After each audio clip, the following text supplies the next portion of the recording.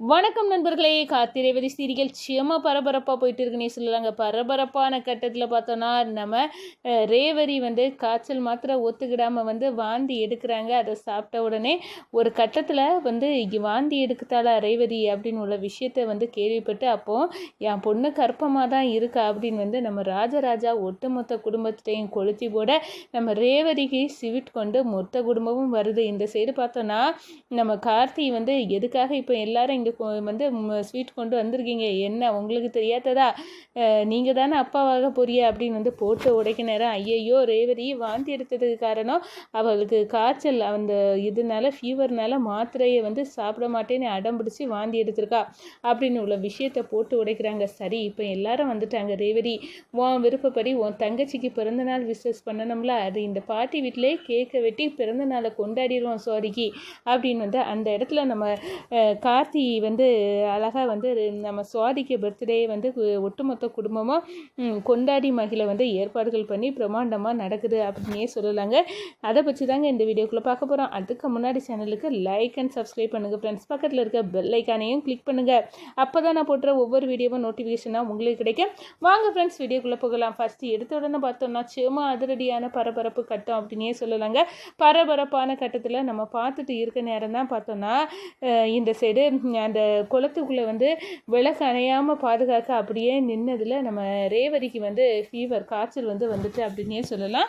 அதுக்காக மாத்திரையை நம்ம காட்டி நீ சாப்பிடு, டேப்லெட் சாப்பிட்டா தான் குணமாகும் அப்படின்னு அந்த இடத்துல கொடுக்குறாங்க. ஐயோ, நான் இந்த மாத்திரை சாப்பிடக்கூடிய ஹேபிட்டே கிடையாது மாமா, நான் சாப்பிட மாட்டேன், நீ தின்னு தான் ஆகணும், உனக்கு யார் அந்த நைட்டு கொண்டு அந்த குளத்துக்குள்ளே விளக்கை பாதுகாக்கணும் அப்படின்னு போக சொன்னா, நீ அப்படி போனனால தானே இப்போ ஃபீவர், இப்போ மாத்திரை திங்காமல் எப்படி குறையும், சாப்பிடு அப்படின்னு அந்த இடத்துல கொடுக்க நேரம் அப்படியே வாமிட்டு ஒமட்டி தள்ளி வாந்தி எடுத்துறாங்க நம்ம ரேவதி. அப்போ தான் நம்ம ராஜராஜா நம்ம கார்த்திக்கு மாப்பிள்ளை அப்படின்னு கால் பண்ணாங்க. ரேவதி வாந்தி எடுக்கா அப்படின்னு உள்ள விஷயத்த சொல்கிறாங்க. அதை அறகுறையாக கேட்டுக்கிட்டு நம்ம ராஜராஜா என் பொண்ணு வாந்தி எடுக்கலாம், அப்போ ரேவதி கர்ப்பமாக இருக்கானே அர்த்தம் அப்படின்னு நம்ம மயில் சொல்ல நேரம் என்ன என்னோட தங்கச்சி கர்ப்பமாக இருக்காளா அப்படின்னு ரோஹிணிக்கும் சுவாதிக்கும் ஏகப்பட்ட சந்தோஷம். எல்லாரும் தனித்தனியாக ரேவதியை வசமாக பார்த்துட்டு போயிடணும். சாமுண்டேஸ்வரிக்கு தெரிஞ்சால் பேயாட்டம் ஆடுவா, அவள் கண்ணில் படுறதுக்கு முன்னாடி நம்ம பார்த்துட்டு போயிடணும் நம்ம பொண்ணை அப்படின்னு ராஜராஜா நினைக்கிறாங்க. ஒரு ஸ்வீட் பாக்ஸையும் வாங்குறாங்க. என் பொண்ணு கர்ப்பமாக இருக்கா, எவ்வளோ சந்தோஷமான நல்ல செய்தி. மொத்தத்தில் பார்த்தோன்னா இந்த சந்தோஷமான செய்திக்கு சாமுண்டேஸ்வரி சந்தோஷப்படணும். ஆனால் இது தெரிஞ்சு அவள் வயிற்றில் இருக்க குழந்தைய எப்படி கலைக்கணும் அப்படின்னு அந்த இடத்துல கங்கணம் கட்டிட்டு சாமுண்டேஸ்வரி வந்துடுவா.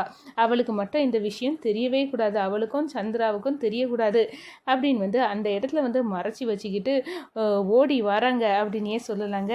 நம்ம ராஜராஜா பெரிய ஸ்வீட் பாக்ஸை வாங்கியாச்சு, என் பொண்ணு யாருக்கும் தெரியாமல் சந்திச்சுட்டு வந்துடலாம் அப்படின்னு வராங்க. இந்த சைடு நம்ம ரோஹிணியும் மயிரும் வர இந்த நேரத்தில் என்னோட தங்கச்சி போய் பார்க்கணும், அவள் கர்ப்பமாக இருக்குது, எவ்வளோ நல்ல செய்தி அப்படின்னு சொல்ல நேரம் ஆமாம் நானும் சகலைக்கு விஷ் பண்ணணும் ரேவதி, ஆளுக்கு ஒரு ஸ்வீட் பாக்ஸை வாங்கிக்கிட்டு நம்ம நேராக பாட்டி வீட்டுக்கு போயிடுவோம் அப்படின்னு அந்த இடத்துல ஸ்வீட் பாக்ஸை வாங்கிக்கிட்டு நம்ம மயில ரோஹிணியை வேற வராங்க. அதே நேரத்தில் இந்த சைடு பார்த்தோன்னா சுவாதி என் அக்கா கர்ப்பமாக இருக்கா, நான் சித்தியாக போகிறேன், அதனால் கண்டிப்பாக என் அக்காவை விஷ் பண்ணணும் அப்படின்னு சுவாதியும் சரி அவங்க அந்த ஸ்வீட் பாக்ஸோடு நம்ம ரேவதியும் சந்திக்கணும் அப்படின்னு வராங்க. ஒட்டு மொத்தத்தில் ஒவ்வொருத்தராக வராங்க. அதை ஒருத்தங்களை பார்த்த உடனே அப்படியே மறைஞ்சு ஒளிஞ்சு நிற்கிறாங்க. நான் விஷயத்தை அவர்கிட்ட சொல்லண்டா அப்படின்னு நம்ம ராஜராஜா ரோஹிணியும் மயிலையும் கண்ட உடனே ஒரு ரூமுக்கு பின்னாடி ரூமில் போய் மறைஞ்சிடாங்க. சுவாதியை கண்ட உடனே ரோஹிணியும் மயிலும் வர மறைஞ்சிடாங்க.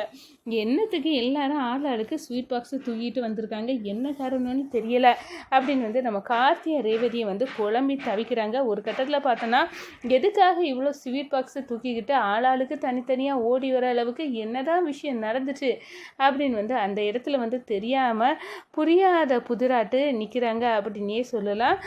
அதே கணம் நம்ம கார்த்தி கேட்குறாங்க, சுவாதி எதுக்காக இப்போ ஸ்வீட் பாக்ஸை வாங்கிட்டு வந்திருக்கா அதுவா மாமா நான் எப்படி மாமா சொல்லுது அப்படின்னு சொல்லிட்டு இருக்க நேரம் ஒரு நிமிஷம் மறைஞ்சிருக்கவங்க எல்லாரும் இப்போ வாங்க, எதுக்காக இப்படி வாங்கிட்டு வந்திருக்கீங்க அப்படின்னு வந்து அந்த இடத்துல நம்ம கார்த்தியும் ரேவதியும் சேர்ந்து கேட்க நேரம், என்ன இது உங்களுக்கு தெரியாத விஷயமா? நீங்கள் தான் வந்து ஃபோனில் ரேவதி வாந்தி எடுத்தான்னு சொன்னீங்களா மாப்பிள்ள, அதுக்காக தான் வாங்கிட்டு வந்தேன். என் பொண்ணு கர்ப்பமாக இருக்கா, அதுக்கு நாங்கள் செலிப்ரேட் பண்ணண்டா, அதுக்காக தான் நாங்கள் என் பொண்ணை பார்க்க ஸ்வீட் பாக்ஸோடு வந்தது அப்படின்னு சொல்லி நாங்களும் அதனால தான் ரோஹிணி சொல்கிறாங்க, ரேவதியை பார்க்கணுன்னு ஆசைப்பட்டு தான் வந்தோம், நானும் அதுக்காக தான் வந்தேன் அக்காவை பார்க்க அப்படின்னு வந்து சோதி சொல்கிறாங்க. ஒட்டு மொத்தத்தில் நீங்கள் எல்லாமே வந்து தப்பாக புரிஞ்சுக்கிட்டீங்க. உண்மையாட்டே ரேவதிக்கு காய்ச்சல், அவள் மாத்திரை வந்து சாப்பிட மாட்டேன்னு அடம் பிடிச்சா ஒரு கட்டத்தில் மாத்திரை சாப்பிட்டது ஒத்துக்காமல் வாந்தி எடுத்தா, இதுதான் நடந்துச்சு அப்படின்னு வந்து அந்த இடத்துல கார்த்தி சொல்ல நேரம் அப்படியே சாக்காவி நிற்கிறாங்க. சரி வந்ததே வந்தீங்க, நீங்கள் எல்லாத்தையும் நான் கூப்பிடணுன்னு தான் இருந்தேன். இன்றைக்கி ரோஹிணிக்கு பர்த்டே, நான் தான் விஷ் பண்ணுவேன் டெய்லி, இந்த தடவை நான் தான் பண்ணணும் அப்படின்னு வந்து ரேவதி ஆசைப்பட்டா, அதுக்காக நான் கேக்கெல்லாம் ரெடி பண்ணி தான் வச்சுருக்கோம். இப்போ சுவாதி உன் கையாலேயே இந்த கேக்கை வெட்டி உன் பர்த்டேயை எங்கள் பாட்டி வீட்டில் வச்சே கொண்டாடுறதுல உனக்கு சந்தோஷமா என்ன அப்படின்னு வந்து நம்ம கார்த்திகேயக்கு நேரம், மாமா இது எனக்கு ரொம்ப பெரிய சந்தோஷம், இந்த நாளை எனக்கு மறக்கவே முடியாது. பாட்டி வீட்டில் தடவையாக நான் பர்த்டே கொண்டாடேன், எல்லாருமே எனக்கு வேண்டப்பட்டவங்க இங்கே தான் இருக்கீங்க அப்படின்னு வந்து அந்த இடத்துல வந்து சந்தோஷமாக சுவாதி நிற்கிறாங்க. சோதியை கேக்கை வந்து வெட்ட தயாராகிட்டாங்க. கேக்கை வெட்டி நம்ம ரேவதிக்கு வந்து கொடுக்குறாங்க அப்படின்னே சொல்லலாம். ஒட்டுமொத்த குடும்பமும் சந்தோஷமாக இருக்காங்க. இந்த விஷயத்த நம்ம சந்திரா மூக்கு வெறுத்தகினங்க தெரியாமல் இருக்குமா, அவங்க கண்டுபிடிக்கிறாங்க. இங்கே நடந்த ஃபோட்டோஸ் எல்லாம் வந்து அப்படியே வந்து அனுப்புகிற நம்ம சாமுண்டேஸ்வரிக்கு காட்டி, நம்ம மட்டும்தான் முட்டாளாவி நம்ம 2 பேரும் இங்கே இருக்கோம், ஆனால் ஒட்டுமொத்த குடும்பமும் அந்த கிழவி வீட்டுக்கு போய் அந்த கார்த்தி ரேவதியை நல்லாவே கொண்டாடி, ஏன் உன் பொண்ணு சுவாதி கூட பர்த்டேயை அங்கே போய் தான் செலிப்ரேட் பண்ணுறா, என்ன பாரு அப்படின்னு வந்து ஃபோட்டோவெல்லாம் தூக்கி வந்து காட்டுறாங்க. அப்படியே வந்து நம்ம சாமுண்டேஸ்வரி கோவத்தோடு பார்த்து ஆத்திரத்துலேயும் ஆவேசத்துலேயும் இருக்கிறாங்க. எது நடக்கக்கூடாதுன்னு நினச்சனோ அது நடந்துச்சு. எல்லா குடும்பமும் சேர்ந்து குடும்பமாக சேர்ந்து நம்ம 2 பேர்த்தையும் ஒதுக்கிக்கிட்டு இப்படி வந்து போயிருக்காங்க அப்படின்னு வந்து சொல்ல நேரம், ஆமாம் அந்த டிரைவர் பையன் எல்லாத்தையும் பொடி போட்டு ஏமாற்றி அவன் பக்கம் இழுத்து வச்சுருக்காங்க. அதனால தான் எல்லாரும் வந்து அவங்க கூட சார்ந்திருக்காங்க. இப்போ நம்ம இந்த வீட்டில் நம்ம 2 பேரும் தான் எதிரி, நம்ம அம்மா சாவுக்கு காரணமான குடும்பம் அப்படின்னு நினச்சி நம்ம தான் அவங்க குடும்பத்தை வெறுத்து ஒதுக்குறோம், மற்றவங்க எல்லாம் அவங்க கூட தான் இருக்காங்க அப்படின்னு வந்து சொன்னார். ஆமாம் நானும் பார்த்துட்டு தான் இருக்கேன்.